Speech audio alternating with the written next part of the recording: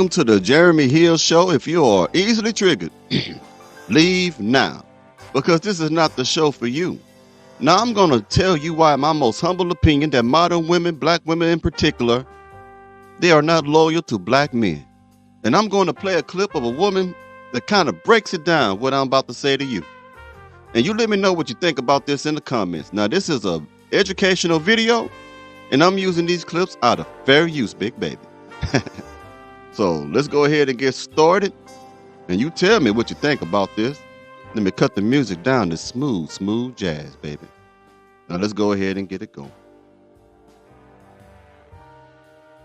I actually beg to differ. We were talking about from my last video that God didn't intend for marriage to make you happy, but make you holy. And we were talking about how maybe a lot of men haven't unlocked this. And I actually beg to differ because I think you ever seen a man that will stay in a relationship and you can clearly see he's unhappy, but he like just stays? And a lot of times when you see a woman, when she's unhappy, she's like, I'm leaving. Like, I believe it's like 80% of marriages are initiated by the woman.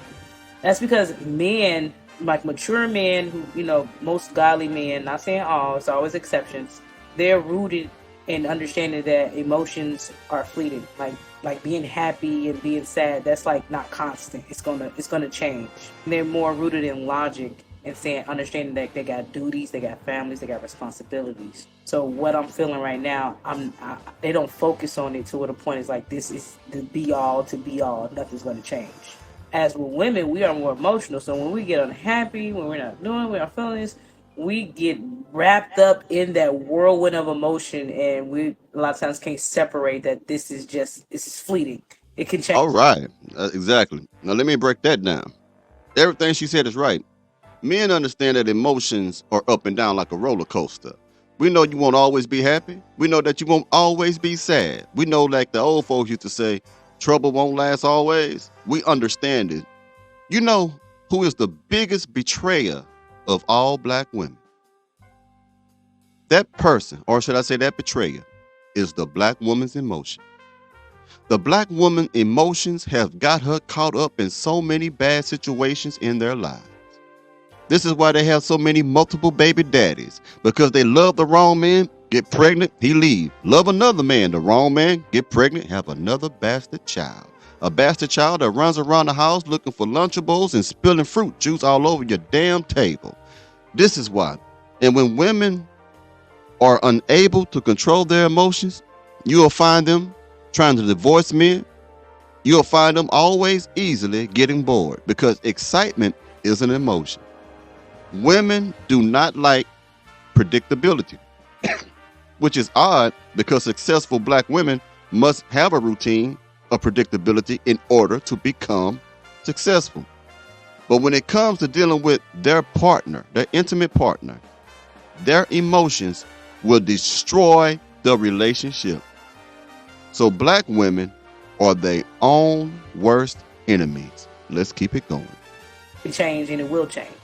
And speaking from experience, if it wasn't for my husband, I could have probably would have been divorced or anything, because we had our ups and downs, and I wanted to leave, and he was the glue that was holding us together.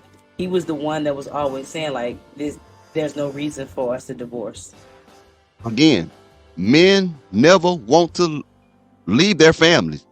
Men will leave women, but they won't leave their families. Excuse me, my allergies are kicking in. But what I'm trying to say is, a man will fight tooth and nail to keep his family together. But the woman will fight tooth and nail to tear it apart. The numbers show that, because most women are not leaving marriages because of infidelity or for money. Most women are leaving because they are bored, because they have a short attention span. This microwave, I gotta have it now, right now. They don't want to work. Black women today do not want to struggle with their man to get to the top. To progress means that you have to struggle. To progress means that you have to sacrifice, put money back, put money aside. And to progress is also to plan ahead. If your man has a 5-year plan of having a house, car, moving the family out the hood and stuff, then you need to believe in your man. Because men are logical. We're going to make the steps. We're going to plan the steps out, and we're going to follow those steps, and we're going to make this thing happen. But when it comes to women, if it doesn't happen by March 3rd, and it could be March 1st, they're ready to bail, jump ship, and leave you alone and destroy that family because they are so wrapped up in their emotion. It is a dangerous thing to live your life led by emotions. Let's go. I'm not cheating on you. You're not cheating on me. We're going through this hard thing, trying to figure out our balance and our emotion and how we can live in harmony.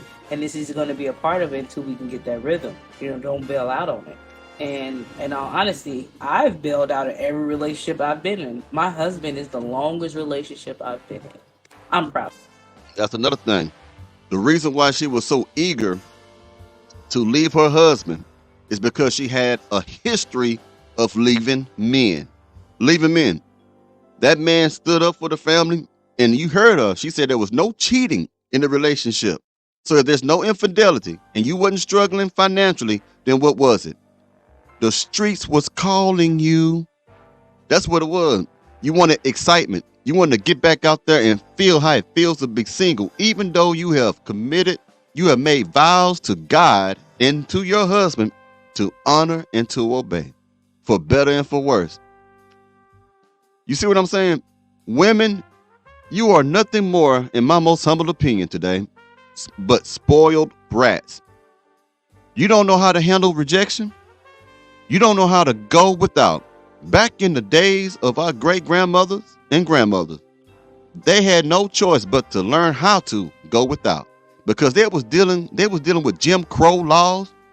They was dealing with racism on a all-time high back then.